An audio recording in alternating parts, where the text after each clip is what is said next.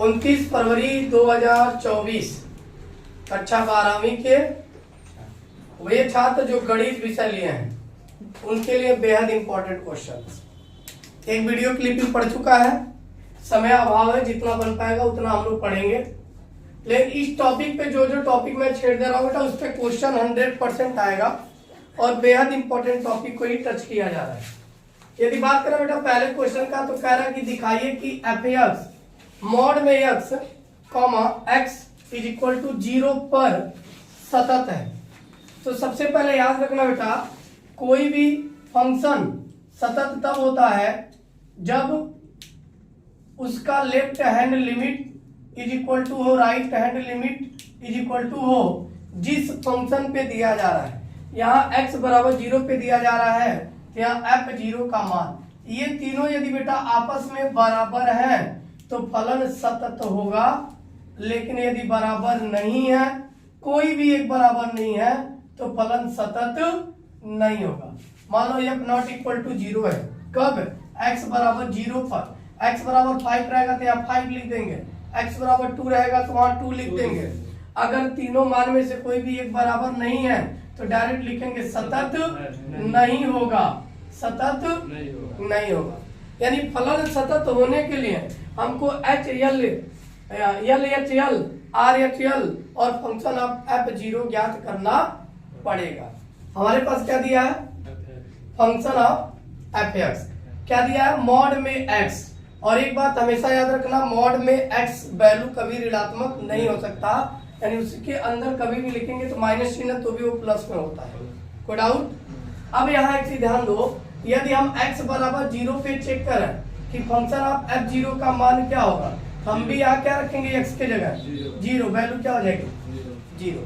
L H L निकालेंगे, left hand limit ये होता है बेटा लिमिट x टेंड्स टू 0, 0 पर माइनस साइन लगाते हैं, माइनस ये इंडिकेट करता है ये लेफ्ट हैंड लिमिट की वैल्यू हम निकाल रहे हैं फंक्शन ऑफ एफ एक्स। लेकिन चूंकि जब ये लिमिट एल एच एल निकालते हैं तो ये लिमिट चेंज होता है और x के जगह बेटा हम मॉड में ही 0 माइनस एच लिखते हैं। तो यहाँ भी x के जगह क्या रखेंगे 0 माइनस एच, और h को ट्रांसफर कर सकते हैं तो डायरेक्टली लिख सकते हैं h tends to 0, h tends to 0। अब बेटा यदि h की वैल्यू यहाँ हम 0 रख दें तो 0 में 0 जाएगा, वैल्यू क्या मिलेगी 0। तो एल एच एल की भी वैल्यू क्या आ गई 0, एफ एक्स यानी f0 की भी वैल्यू क्या आ गई 0। ऐसे ही क्या निकालेंगे आर एच एल। तो लिमिट x टेंड्स टू 0 पे पॉजिटिव लेते हैं, जो ये बताता है कि हम आर एच एल की वैल्यू निकाल रहे हैं, यानी right hand limit function of F x. इसमें हम क्या करते हैं, वैल्यू को प्लस करते हैं, तो यहाँ पे 0 प्लस एच होगा और h टेंड्स टू 0। फाइनली जब हम h की वैल्यू रखेंगे तो ये वैल्यू क्या हो जाएगी 0। कोई डाउट? एक बात तो समझ में आ गई बेटा कि L H L R H L और फंक्शन ऑफ f0 x बराबर 0 पर तीनों मान क्या है बराबर है। अच्छा, तीनों मान बराबर है तो फलन क्या होगा सतत है। फलन क्या है सतत है। तो यानी इस प्रकार से हम सिद्ध कर लेंगे कि ये फलन क्या है सतत है। अगर बराबर नहीं आता तो क्या लिखते सतत नहीं है। कोई डाउट यहाँ तक? अब बेटा इस क्वेश्चन की बात करें, बेहद इंपॉर्टेंट क्वेश्चन है। करा 1 से √3 1/1 प्लस एक्स स्क्वायर dx का मान बराबर होगा किसके? तो जब आप इंटीग्रेशन करना सीखे होगे बेटा तो हमने एक फार्मूला पढ़ा था क्या कि 1/x स्क्वायर dx हो तो इसका इंटीग्रेशन tan इनवर्स x होता है। क्या होता है? और लिमिट लगाते हैं, अपर लिमिट को ऊपर, लोअर लिमिट को नीचे, और फाइनली जब इसको हल करते हैं तो क्या लिखते हैं upper limit minus lower limit. तो यहाँ पे क्या लिखेंगे बेटा tan inverse √3 minus tan inverse 1, और √3 किसकी वैल्यू है बेटा tan 60 डिग्री का, तो tan 60 डिग्री को क्या लिख सकते हैं tan π/3, और यहाँ माइनस tan इनवर्स इसको क्या लिख सकते हैं tan किसकी वैल्यू है 45 डिग्री की, तो π/4। tan इनवर्स tan थीटा क्या हो जाएगा थीटा, यानी π/3 क्या मिल जाएगा π/3, और माइनस है tan इनवर्स tan π/4, तो यहाँ क्या हो जाएगा π/4। tan से tan इनवर्स कैंसिल होके थीटा मिल जाता है। कोई डाउट है यहाँ तक? अब इसको हल करें बेटा, तो 4 का 3 में गुणा किया 12, 4 पाई माइनस 3 बन जा 3 पाई। अब 4 में 3 जगह क्या बचेगा पाई बाई 12। यही हमारा क्या हो गया आंसर हो गया, यही हमारा आंसर। कोई डाउट यहाँ तक क्लियर है? अब इसको इरेज करके मैं ये बता दूं, यहाँ ध्यान दीजिए। अब बेटा इस क्वेश्चन को यदि हम ध्यान दें, कह रहा है कि समाकलन वैल्यू, समाकलन करना है किसका, √1 प्लस साइन 2x dx का। और ये क्वेश्चन बेटा वेरी वेरी इंपॉर्टेंट है 2024 के लिए। यहीं पर 1 प्लस साइन 2x के जगह 1 माइनस साइन 2x दे देगा, ठीक, 1 प्लस कॉस 2x दे देगा।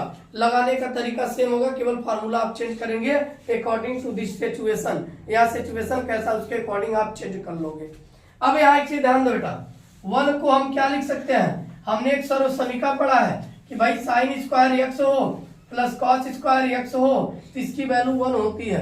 तो क्या 1 की जगह लिख सकते हैं, लिख सकते हैं। साइन 2x का फार्मूला क्या होता है, 2 साइन x इंटू में कॉस x dx। कोई डाउट? अब यहाँ ध्यान दो बेटा, फार्मूला बन गया है a square plus b square plus 2ab।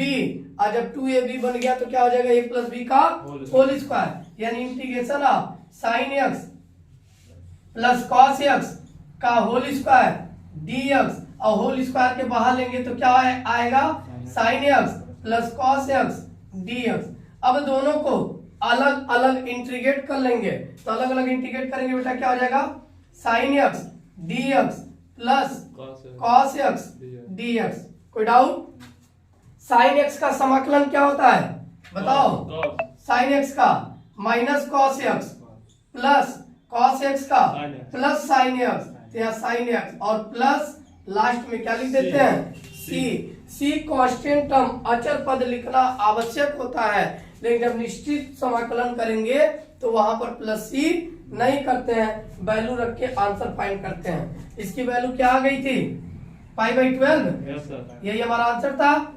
दोनों तीनों सॉल्व कर लीजिएगा, ये हमारा इसका ये आंसर हो गया। बेहद इंपॉर्टेंट टॉपिक है, बेहद इंपॉर्टेंट क्वेश्चन है। ये क्वेश्चन भी बेहद इंपॉर्टेंट है 2024 की परीक्षा में, 29 फरवरी को जो होगा। ध्यान से देखो बेटा, क्वेश्चन क्या कहा, अंडर रूट में कॉट x है प्लस अंडर रूट में tan x है, इसका समाकलन बताओ, इस समाकलन का मान क्या होगा। इसको लगाने के लिए कॉट को पहले बेटा क्या कर लेना, साइन और कॉस के फॉर्मूले में लिख देना tan और कॉट को। तो कॉट बराबर होता है कॉस x बटे साइन x। हम दोनों के अंडर रूट को अलग अलग कर रहे हैं, ध्यान देना, दोनों अंडर रूट में सेम होता, हमने अलग अलग कर लिया। कोई डाउट? प्लस इसको लिख देंगे अंडर रूट साइन x बटे under root cos x dx। और ये क्वेश्चन इसलिए पूछता है बेटा क्योंकि इसमें थोड़ा सा दिमाग लगाने की आवश्यकता है। अभी देखो दिमाग कहाँ लगेगा, इन दोनों को हल करें तो दोनों का हल क्या होगा, अंडर रूट में sine x into under root में कॉस x। कोई डाउट? अंडर रूट कॉस का गुणा किस में करेंगे, अंडर रूट कॉस x में क्या हो जाएगा cos x। Under root sine का साइन में साइन x क्या हो जाएगा dx। कोई डाउट यहाँ तक? अब देखो बेटा क्या करेंगे, अब ये जो वैल्यू है under root sine x under root cos x, अब इसमें यदि हम एक जोड़ के एक घटा दें तो कोई फर्क पड़ने वाला नहीं है। दूसरी चीज, अब cos x plus sine x, हमने क्या किया, अंडर रूट में पूरी वैल्यू लिखा साइन x कॉस x, और हमने क्या किया, एक जोड़ा और एक घटाया, एक जोड़ा और एक घटाया। कोई दिक्कत यहाँ तक? अब एक जोड़ के जब एक घटाएंगे तो इसके मान में कोई परिवर्तन नहीं होने वाला है। क्या लिखेंगे, cos x plus sine x। अब यहाँ अंडर रूट में प्लस वाले को मैंने पहले ले लिया, प्लस वाले को पहले, और माइनस यहाँ से कॉमन किया और लिख दिया 1, और ये भी अब क्या हो जाएगा, क्योंकि इसके आगे प्लस था तो हो जाएगा minus sine x into cos x। अब यहाँ यदि ध्यान दें, sine x into cos x है बेटा, यहाँ एक फॉर्मूला बनाएंगे हम, तो फॉर्मूला बनाएंगे तो हमको 2ab कहीं ना कहीं मिल जाएगा जब होल स्क्वायर करेंगे, वह 2 कैसे कैंसिल आउट हो। तो इसके लिए हम क्या करेंगे, इसके अंदर 2 से गुणा और 2 से भाग करेंगे, दोनों काम करेंगे, 2 से गुणा और 2 से भाग, तो अंडर रूट 2 हो जाएगा ना, अंडर रूट 2 से गुणा किया √2 से भाग नीचे आएगा, उसको हमने ऊपर किया और कांस्टेंट वैल्यू को हम क्या कर लेते हैं, कॉमन कर लेते हैं, तो √2 यहाँ से क्या हो जाएगा, बाहर हो जाएगा। कोई डाउट यहाँ पे? और ये इसके साथ क्या हो जाएगा, 2 sin x cos x, एक जोड़ा और एक घटाया, यहाँ भी क्या हो गया 2 sin x into cos x, ताकि इजीली फार्मूला बन जाए, इजीली क्या बन जाए, फार्मूला। और √2 को हमने बाहर कर लिया, यहाँ तक कोई डाउट? अब यहाँ आ जाओ, चूंकि ये √2 बाहर है बेटा, अंदर जाएगा तो 2 ही जाएगा ना, क्योंकि फुल के √2 होगा, तो वही हमने लिखा 2 sin x into cos x। अब इसके बाद क्या करेंगे, यही दिमाग लगाते हुए चलना है बेटा, कुछ नहीं करना है। dx है सब जगह, dx हमने लिख दिया, √2 बाहर है, बाहर रखा इसको, cos x plus sin x, और ध्यान दें अगर नीचे वाले पे √ में 1 माइनस, अगर 1 को हम लिखना चाहें तो क्या लिख सकते हैं, sin square x plus cos square x minus 2 sin x into cos x, कोई बुराई? अब यहाँ ध्यान दो, √2 को पुनः हमने क्या किया, बाहर रखा, cos x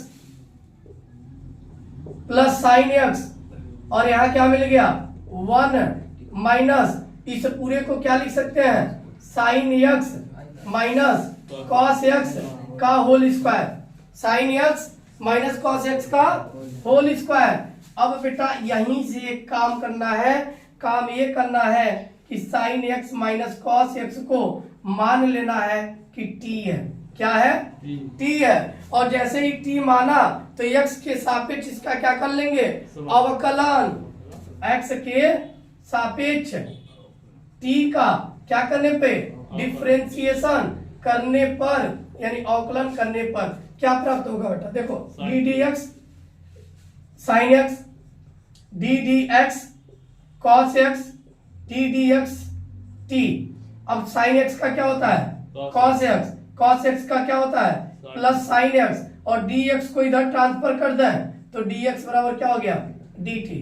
that means cos x plus sin x dx के जगह क्या लिख सकते हो, dt। और जैसे ही dt लिखोगे तो √2 है 1 अपॉन √ में 1 माइनस, इसके जगह क्या हो जाएगा, t square dt, t square. अब 1 माइनस, जब √ में 1 माइनस x स्क्वायर हो तो इसका समाकलन फार्मूला हमने पढ़ा है, क्या पढ़ा है, साइन इनवर्स x, क्या पढ़े हो, साइन इनवर्स x। तो x के जगह यहाँ t है तो क्या रखेंगे, t, और t का मान लौटा देंगे बेटा, सॉरी √2 है, √2 साइन इनवर्स, यहाँ क्या रखेंगे, cos sin x plus cos x, sin x plus cos x, और प्लस क्या लिख देंगे, c, यही हमारा क्या हो जाएगा, आंसर हो जाएगा, यही हमारा क्या हो जाएगा, आंसर। यानी t जो हमने माना, t का मान लौटा दिया, और सॉरी बेटा साइन माइनस था, ये sine x minus cos x, तो हमने लौटा दिया। इस प्रकार हमको ये सॉल्यूशन प्राप्त हुआ। कोई डाउट यहाँ तक क्लियर है?